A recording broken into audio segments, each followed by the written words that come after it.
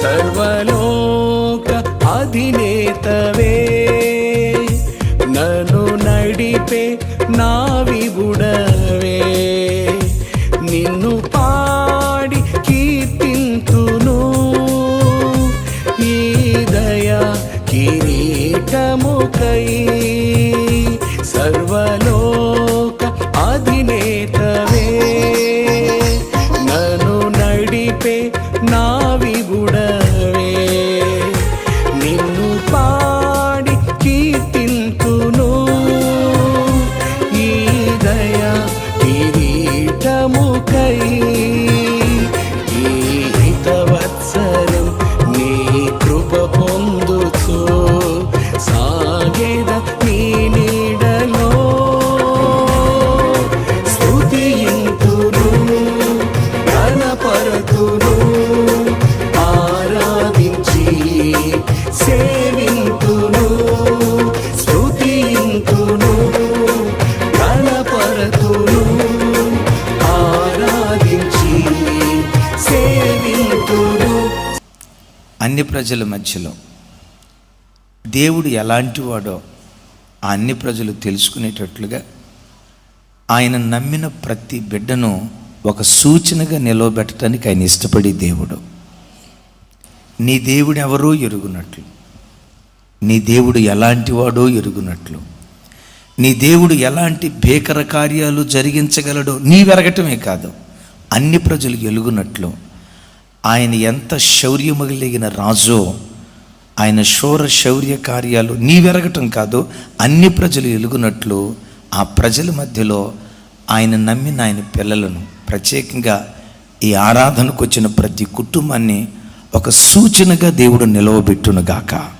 యేసు ప్రభు నమ్ముకున్న ఆయన పిల్లలుగా మన జీవితంలో, మన ఇంట్లో ఏదైనా చిన్న కష్టం వచ్చింది అనుకోండి, ఎవరైనా అనారోగ్యంతో ఉన్నారనుకోండి, ఈ చుట్టుపక్కల ఉన్న కొంతమంది అన్ని ప్రజలు ఏం చేస్తారో తెలుసా? మీరు దేవుని నమ్ముకున్న వాళ్ళు కదమ్మా, ఏంటి మీ మధ్యలో ఈ మధ్య మీ ఇంట్లో ఎక్కువగా రోగాలు వస్తున్నాయే, మీరు దేవుని నమ్ముకున్న వాళ్ళు కదమ్మా, మీ ఇంట్లో ఇట్లా జరిగింది ఏంటి? అది సానుభూతి అని చెప్పాలో, సానుభూతి అనే ముసుగులు కత్తితో పొడుస్తున్నారు, దేవుడికే తెలియాల. ఇట్లా చాలాసార్లు యేసయ్య పిల్లలుగా ప్రజలు, అన్ని ప్రజలు మన జీవితాల్లో తొంగి చూసి, లోకంలో బ్రతుకుతున్నాం కాబట్టి లోకస్తులు కలిగినట్లుగానే కొన్ని శ్రమలు మన బ్రతుకులు మనకు ఎదురవుతాయి. నీ జీవితంలో ఎదురయ్యే ప్రతి శ్రమ కొంతమంది భక్తిహీనపు అన్ని ప్రజలకు అది ఒక పండగలాగా ఉంటుంది. నీ కుమార్తె పెళ్లి చేయాలని నువ్వు ఆశపడుతున్నావు, ఎందుకో కాస్త ఆలస్యం అయింది. మనం ఆరాధించే దేవుడు ఎవరు? ఆలస్యం వెనుక ఒక అద్భుతాన్ని దాచిపెడతాడు. Praise the lord. ఏదైనా ఒక విషయం నిమిత్తమైన ఆయన ఆలస్యం చేశాడంటే ఒక శ్రేష్టమైన దాన్ని దేవుడు మనకి ఉద్దేశించాడు. అది నీకు తెలుసు, నాకు తెలుసు, యేసయ్యను ఎరిగిన ప్రతి వాడికి తెలుసు. తెలుసా తెలీదా? ఇప్పుడు ఈ అన్ని ప్రజలు ఏమంటారు తెలుసా? ఏ అమ్మా, అమ్మాయి వయసు 30 వచ్చింది, ఏదో అమ్మా నాన్నకు తెలియనట్టు. ఎప్పుడు పెళ్లి చేస్తారమ్మా? ఇక ఎట్లా ఉంటే ఇట్లాగే ఉంటుందమ్మా. అయినా మీ దేవుడు అద్భుతం చేసేవాడు అంటున్నారు కదా, మరి మీ అమ్మాయి జీవితంలో అద్భుతం జరగలేదేంటి? మీ కూతురు జీవితంలో అద్భుతం జరగలేదేంటి? మీ భర్త జీవితంలో అద్భుతం జరగలేదేంటి అని నీ కుటుంబంలో జరుగుతున్న కొన్ని శోధనలు అన్ని ప్రజలు పండగలాగా దాన్ని వాడుకోవాలనుకుంటారు. తద్వారా దేవుని నామాన్ని దూషించటానికి మర్మయుక్తంగా వాళ్ళు పనిచేస్తారు. నీవు ఆరాధించే నీ దేవుడు ఎవరో తెలుసా? అన్య ప్రజల మధ్యలో మహోన్నతుడిని పిలువబడటానికి ఇష్టపడే దేవుడు ఆయన. ఆయన నీ జీవితంలో ఏ కార్యం చేసినా ఆయన నామం మహిమపరచబడటానికి, ఆయన నామం ఘనపరచబడటానికి, ఆయన నామం కీర్తించబడటానికి, కొనియాడబడటానికి, ఆయన నామ ఘనత కొరకై ఆయన ప్రతినిధులుగా బ్రతుకుతున్న మనలను ఈ భూమి మీద సూచనలుగా, మహత్కార్యాలుగా దేవుడు నిలవబెడతాడు. నేను చూసి రాగల కాలంలో ప్రజలు ఏం చెప్పుకోబోతున్నారో తెలుసా? నీ దేవుడు ఎట్టివాడో ప్రజలు చెప్పుకోబోతున్నారు. నీ దేవుడు ఎలాంటి శూరుడో, శౌర్య కార్యాలు జరిగించగలడో, ఆయన శౌర్యాన్ని గూర్చి ప్రజలు మాట్లాడుకునేటట్లుగా నిన్ను, నీ పిల్లలను, నీ కుటుంబాన్ని, నీ భవిష్యత్తును ఒక సూచనగా యేసయ్య నిలవబెట్టునుగాక. చెరపట్టబడిన దాసుడిగా, దాసుడు అనే కంటే కూడా బానిసగా వచ్చాడు దానియేలు. దాసుడు తాను చెరపట్టి దాసులుగా తీసుకొచ్చిన అనేక మంది బానిస పిల్లల్లో మగపిల్లలను నెబుకద్నెజరు రాజు నపుంసకులుగా మార్చేశాడు. ఇంకా మీకు పచ్చిగా అర్థం కావాలంటే వాళ్ళలో ఉన్న మగతనాన్ని తీసేసి నపుంసకులుగా మార్చేశాడు. అంటే ఎంత క్రూరమైన హింస యోధాజాతి యవన పిల్లల మీద నెబుకద్నెజరు ప్రదర్శించాడో చూడు. బానిసలుగా దేశానికి తీసుకొచ్చాడు. అంతటితో ఆగిపోకుండా వాళ్ళలో ఉన్న పురుషత్వాన్ని తొలగించి నపుంసకులుగా మార్చాడు.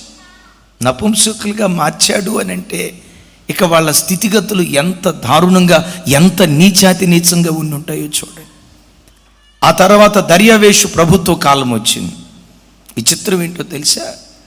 నెబుకద్నెజరు ప్రభుత్వ కాలంలో షడ్రక్, మెషక్, అబేద్నెగోల ఎదుట నెబుకద్నెజరు సాగిలపడి, దానియేలు సాగిలపడి, వీరి దేవుడు పూజార్హుడైనటువంటి దేవుడు, వీరి దేవుడు యుగయుగాలు ఉండే దేవుడు, ఆయన సింహాసనము తరతరములుండునుగాక అని ఒక అన్యరాజు వీరి దేవుడే జీవము గల దేవుడు అంటాడు.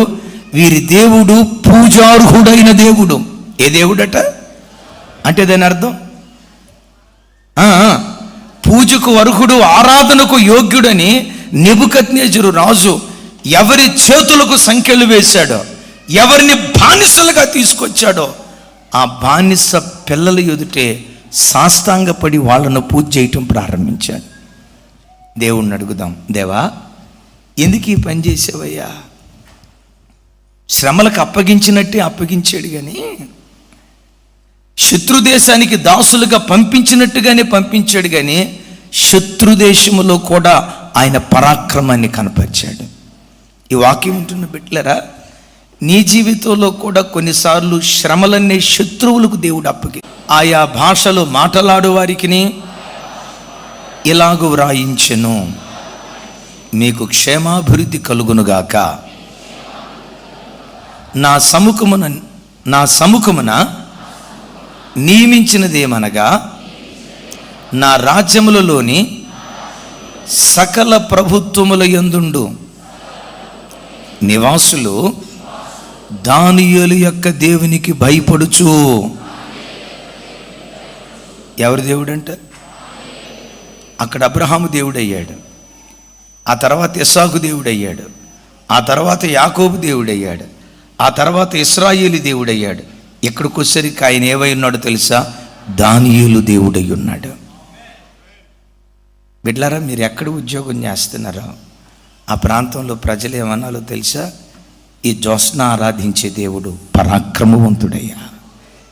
ఈ రమేష్ ఆరాధించే దేవుడు, గమనించండి, ఈ రమేష్ ఆరాధించే దేవుడు, ఈ రవి ఆరాధించే దేవుడు, ఈ సునీల్ ఆరాధించే దేవుడు, ఆ జాషువా ఆరాధించే దేవుడు, ఆ భాస్కర్ గారు ఆరాధించే దేవుడు, ఆయన మహోన్నతుడైన దేవుడయ్యని నీ దేవుని పిలిచేటప్పుడు నీ పేరు పెట్టి ఆ దేవుని పిలిచే స్థాయికి మనం ఎదగాలి.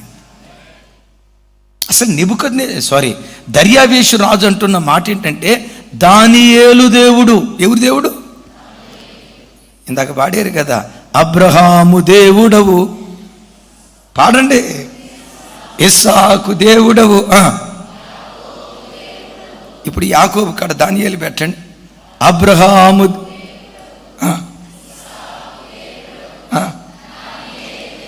అబ్బా ఎంత బాగా కుదిరిందో చూడండి. ఇప్పుడు ఆ దానియేలు కాడ ఇప్పుడు మనం ఏం చేద్దామంటే నీ పేరు పెట్టుకొని పాడు. నువ్వు పనిచేసే చోట ప్రజలు ఈ సాక్ష్యం మాట్లాడాలి. వీరు ఆరాధించే దేవుడు ప్రత్యేకమైన వాడు, వీళ్ళు సేవించే దేవుడు శక్తివంతుడు, వీళ్ళు స్తుతించి గణపరిచే దేవుడు ఆదివారం తెల్లబట్టలు వేసుకొని వెళ్తున్నారే, వీళ్ళ దేవుడు మనలాంటి వాడు కాదు. వీళ్ళు ఆరాధించే దేవుడు శౌర్య కార్యాలు జరిగించగలిగిన వాడు, శౌర్యమైన కార్యాలు జరిగించగలిగిన వాడు. ఆయనకు అసాధ్యమైనది ఏదీ లేదు. Praise the lord. నాకు ఇక్కడ బాగా నచ్చిన మాట ఏంటంటే దానియేలు చెప్పాలి రైట్, నాతో కలిసి చెప్పండి. దానియేలు యొక్క దేవునికి భయపడుచు ఆయన సముఖమున, గట్టిగా చెప్పాలి, ఆయన సముఖమున వణుకుచుండవలెను. ఎందుకు చెప్పండి, నేను చెప్పినట్టు చెప్పండి. ఎందుకు? ఎందుకంటే ఆయనే జీవము గల దేవుడు, ఆయనే యుగయుగములు ఉండువాడు, ఆయన రాజ్యము నాశనము కానేరదు, ఆయన ఆధిపత్యము తరతరములు ఉండును. తొదమట్టుకు ఉండునని రాసి ఉంటుంది. నేను చెప్పినట్టు ఆయన ఆధిపత్యము, నేను చెప్పే కదా, నెహ్రూ గారి ఆధిపత్యం ఎంతకాలం ఉంది? ఇందిరాగాంధీ ఆధిపత్యం ఎంతకాలం ఉంది? రాజీవ్ గాంధీ ఆధిపత్యం ఎంతకాలం ఉంది? పివి నరసింహరావు గారి ఆధిపత్యం ఎంతకాలం ఉంది? వాజ్పేయి గారి ఆధిపత్యం ఎంతకాలం ఉంది? అది అక్కకి రాజకీయాలు బాగా తెలిసినట్టుంది. రైట్. మన్మోహన్ సింగ్ గారి ఆధిపత్యం ఎంతకాలం ఉంది? 10 సంవత్సరాలు. చెప్పండి. నరేంద్ర మోడీ గారి ఆధిపత్యం ఎంతకాలం ఉంటుంది? పర్మనెంట్ కాదు, లాగే రోజుకు లాగుతాడు. ఈ సింహాసనాలన్నీ పడిపోతాయి, కానీ ఆయన సింహాసనం తరతరాలు ఉంటుంది. భూమి ఆకాశాలు గతించిన ఆయన సింహాసనం నిరంతరము నిలుస్తుంది. హల్లెలూయా అంటాడు. ఈ దానియేలు దేవుడికి 127 సంస్థానాలలో ఉన్న ప్రజలు గడగడగడమని వణకాలి. విచిత్రం ఏంటో తెలుసా? ఈ 127 సంస్థానాలలో మన దేశం కూడా ఉంది. ఆమేన్ చెప్పండి. పాత నిబంధనలో చూస్తాం కదా, కూషు దేశం మొదలుకొని ఏ రోజుకైనా ఈ దేశం యేసయ్య ఎదుట గడగడ వణుకుతూ ఆయన పాదపీఠం ఎదుట సాగిలి పడేటట్లుగా దేవుడు భీకర కార్యం జరిగిస్తాడు. నిశ్చయముగా ఆయన జరిగించునుగాక. ఆయన సింహాసనం వేసుకున్న తర్వాత, ఆయన సింహాసనం ఎన్ని సంవత్సరాలమ్మా? 5 సంవత్సరాల 10 తరతరాలు ఆయన సింహాసనం నిలిచుంటుంది. ఎందుకో తెలుసా? ఆయన తరతరాలు ఉండే దేవుడు కనుక. ఆయన అమావాస్య చంద్రుడి కాదు, పొన్నమి చంద్రుడి కాదు. అమావాస్య రోజు కనపడి పొన్నమి రోజు, అంతేనా? పొన్నమి రోజు కనపడి అమావాస్య రోజు మాయమైపోయే దేవుడు కాదు. రోజుల దేవుడు కాదు, వారాల దేవుడు కాదు, నెలల దేవుడు కాదు, వీధి దేవుడు కాదు, గల్లీ దేవుడు కాదు. సర్వభూమికి మహారాజు అయి ఉన్నాడు ఆయన. హల్లెలూయా. ఆ తర్వాత మాట అంటాడు చూడండి. ఆయన విడిపించువాడును రక్షించువాడనై ఉండి పరమందును భూమి మీదను సూచక క్రియలను ఆశ్చర్య కార్యాలను చేయువాడు. ఎక్కడెక్కడ? పరమందును భూమి అందును ఏం చేస్తాడట? సూచక్రియలు ఆశ్చర్య కార్యాలు చేయువాడు. ఇప్పుడు గట్టిగా చెప్పండి. ఆయనే సింహముల నోట నుండి ఈ దానియేలును రక్షించినని వ్రాయించెను. ఎవరు రక్షించారు? వాక్యం వింటున్న బిడ్డలారా, ఆయన రక్షించువాడు అని మాట్లాడుతున్నాడు. ఆయన సూచక క్రియలు చేయువాడని మాట్లాడుతున్నాడు. ఆయన మహత్కార్యాలు చేయువాడని మాట్లాడుతున్నాడు. మనోడికి ఎంత నాలెడ్జ్ ఉన్నట్టు మాట్లాడుతున్నాడో చూడండి. ఈయన భూమి మీద జరిగించేవాడు మాత్రమే కాదు. ఎట్ట తెలిసి ఉంటుంది? ఈయన భూమి మీద జరిగిస్తాడు, పరమందును జరిగిస్తాడు. సూచక్రియలు జరిగించేవాడు, మహత్కార్యములు చేసేవాడు. ఆయనే జీవము గలవాడని. విచిత్రం చూడండి. ఒక అన్య రాజు, ప్రపంచ దేశాలను గడగడలాడించిన మాదీయ పారసిక సామ్రాజ్యాన్ని పరిపాలన చేసే దర్యావేష్ అనే రాజు, ఒక రాజు మాట్లాడుతున్న మాట, ప్రపంచాన్ని ఏలుతున్న రారాజు మాట్లాడుతున్న మాట. ఆయనే జీవము గలవాడు.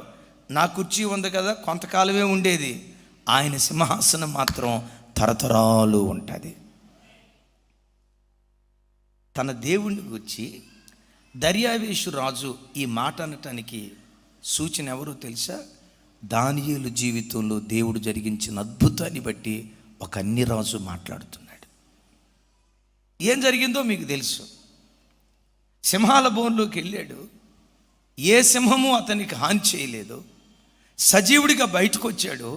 ఆశ్చర్యపోయి ఈ దేవుడు జీవము కలిగిన దేవుడు, సింహాల నోళ్లను మూయించాడు అని తన దేవుని యొక్క గొప్పతనాన్ని గూర్చి మాట్లాడుతున్నాడు.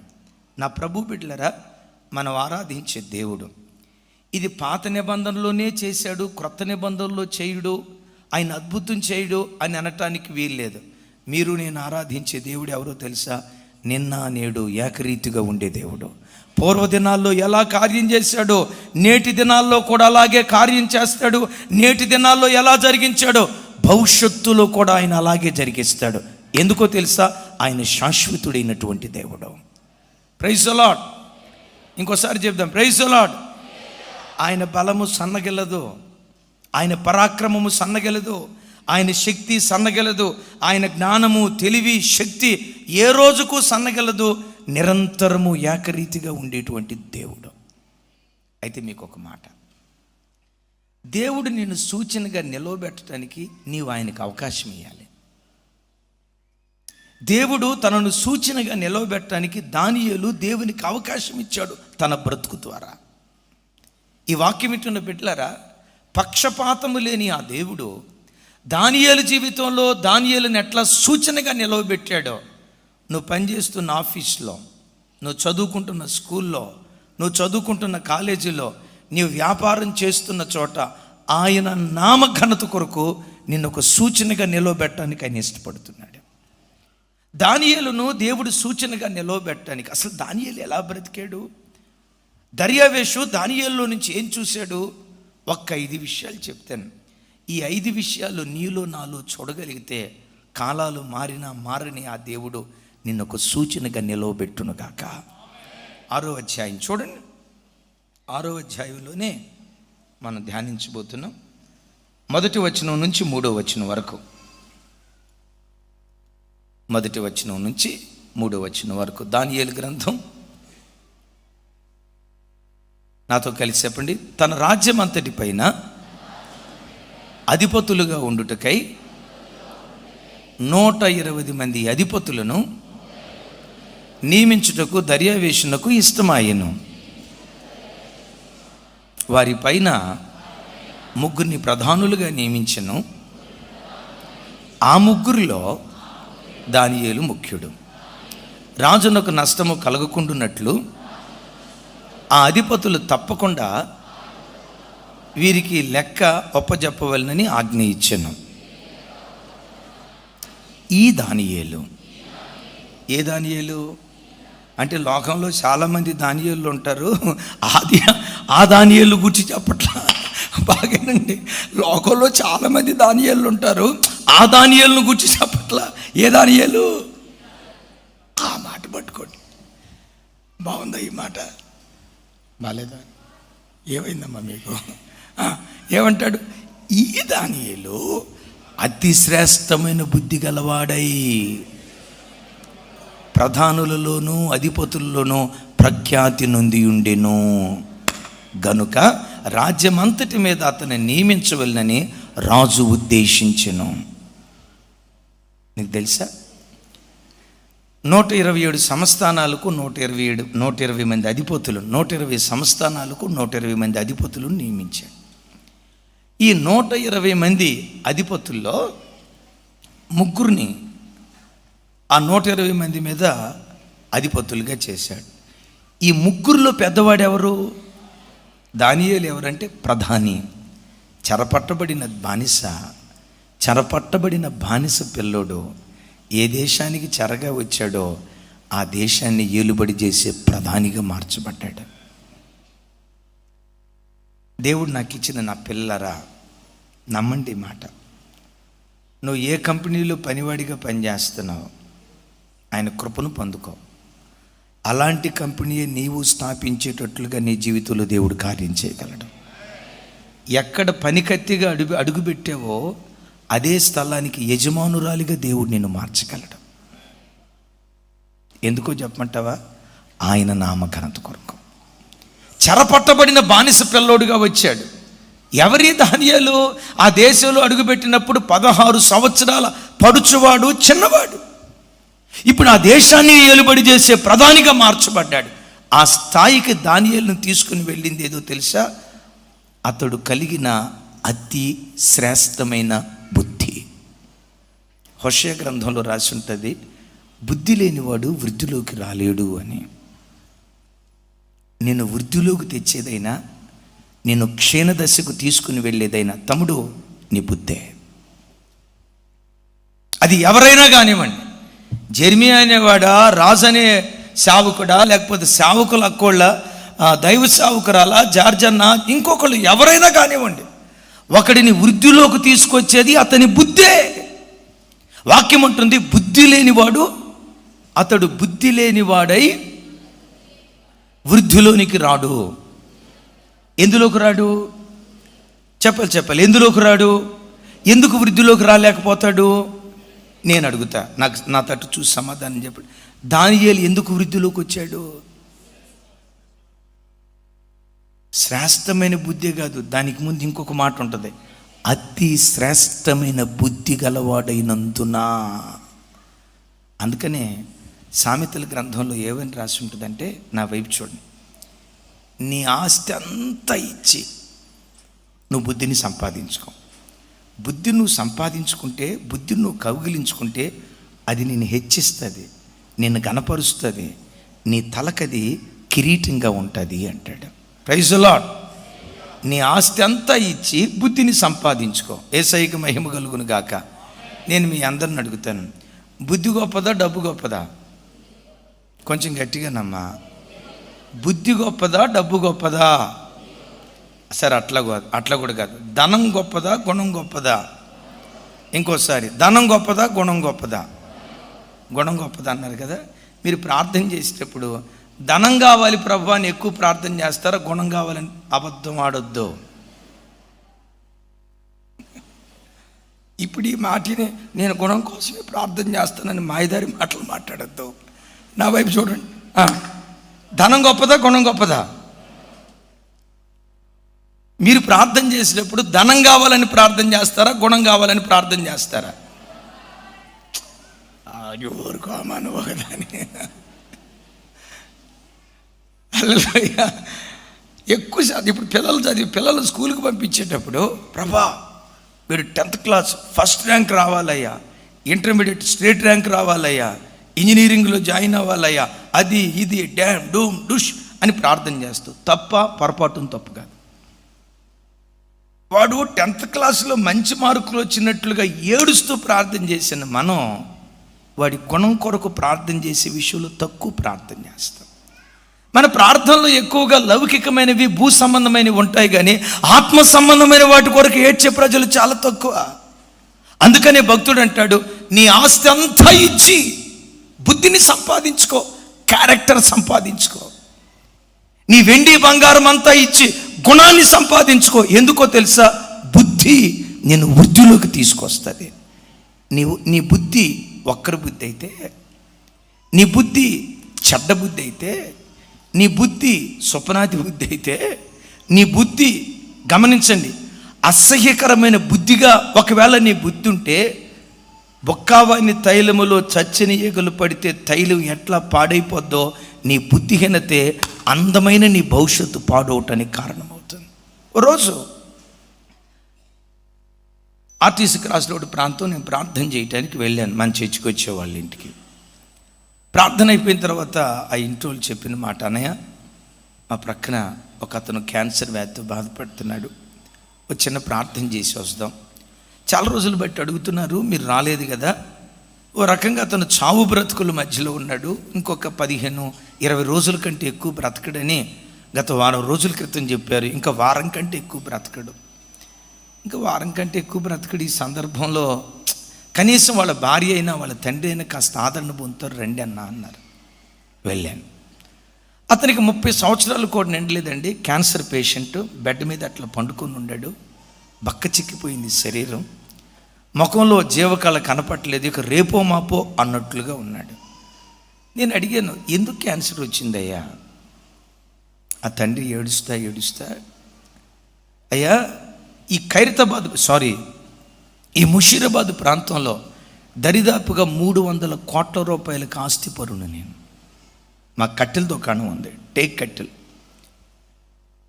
మేము మామూలుగా ఆశీర్వదించబడలేదు, దరిదాపుగా 300 కోట్ల రూపాయలకి మేము ఆస్తిపరులం. ఒకే ఒక్క కొడుకు, వాడు 15వ సంవత్సరం నుండి సిగరెట్కి అలవాటు పడ్డాడు. నేను పట్టించుకోలే, డబ్బు ఉందిగా మనకి. 18వ సంవత్సరం నుంచి త్రాగుడికి అలవాటు పడ్డాడు, గుటకాలకు అలవాటు పడ్డాడు. గుటకాలు తిని తిని తిని తిని తిని నేను అనుకున్నా 300 కోట్ల రూపాయలు, వాడు ఎంజాయ్ చేయాలి లైఫ్. నేను ఏదేదో అనుకుంటా వచ్చానయ్యా. ఇట్లా గుటకాలు తిని తిని తిని 12 సంవత్సరాలు అయిపోయిన తర్వాత ఇటువైపు పుండు పడింది. ఎన్టీఆర్ క్యాన్సర్ హాస్పిటల్కి వెళ్ళాను. క్యాన్సర్ 4th స్టేజ్, ఫైనల్ స్టేజ్లో ఉన్నాడు. 4 రోజుల కంటే ఎక్కువ బ్రతకడన్నారు. ఇప్పటికి చెప్పి 25 రోజులు దాటిపోయిందయ్యా. వాళ్ళు చెప్పిన ప్రకారం 5 రోజుల కంటే ఎక్కువ బ్రతకడు నా కొడుకు అని చెప్తా ఏడుస్తూ ఏమన్నాడు తెలుసా? నా కొడుక్కి ధనం ఇచ్చాను కానీ గుణమీ లేకపోయానయ్యా. నేను అనుకున్నాను ధనంతో ఏదైనా చేయగలనని. నేను అనుకున్నాను 300 కోట్ల రూపాయలతో ఏదైనా నేను సాధించగలనని. అంతా అయిపోయిన తర్వాత ఇప్పుడు అర్థమైందయ్యా, ధనం కంటే గుణం చాలా శ్రేష్టమైనదని. దాటిపోయింది. వాక్యం వింటున్న బిడ్డలారా, నిన్ను ఒక స్థాయిలో నిలవబెట్టేది నీ క్యారెక్టర్. ఒక భక్తుడు అంటాడు, నీ శక్తి సామర్థ్యాలు ఒక స్థాయిలోకి నేను తీసుకొని వచ్చినా అక్కడ కూర్చోబెట్టేది మాత్రం నీ క్యారెక్టరే. నా మాట అర్థమవుతుందా? నీ టాలెంట్, నీ తలాంతులు, నీ శక్తి సామర్థ్యాలు, నీ నైపుణ్యం, నీ ప్రతిభ ఒకవేళ ఒక స్థాయికి నేను తీసుకొస్తాయేమో కానీ ఆ స్థానంలో నేను కూర్చోబెట్టేది మాత్రం నీ క్యారెక్టరే. నీ బుద్ధి వక్ర బుద్ధి అయితే సింహాసనం మీద కూర్చున్నా ఏదో ఒకరోజు కూలిపోతావు. నీ బుద్ధి చెడు బుద్ధి అయితే, నీ బుద్ధి అపవిత్రమైన బుద్ధి అయితే, చెడు త్రోవలకు వెళ్ళే బుద్ధిగా ఒకవేళ నీ బుద్ధి ఉంటే దేవుడు కాదు, నీ బుద్ధే నిన్ను దిగజారుస్తుంది. ఆ స్థానంలో నిలవబెట్టి ఆ స్థానానికి తీసుకెళ్లేది నీ శక్తి సామర్థ్యాలేవో కానీ ఆ స్థానంలో నిన్ను కూర్చోబెట్టేది మాత్రం నీ బుద్ధే. అందుకని ఒక భక్తుడు కాదు కానీ సుమతి శతకంలో ఒక శతకం ఉంది. కనకపు సింహాసనమున సొనకమును కూర్చొండబెట్టి శుభలగ్నములు అడ చెప్పుకుంటా వస్తా.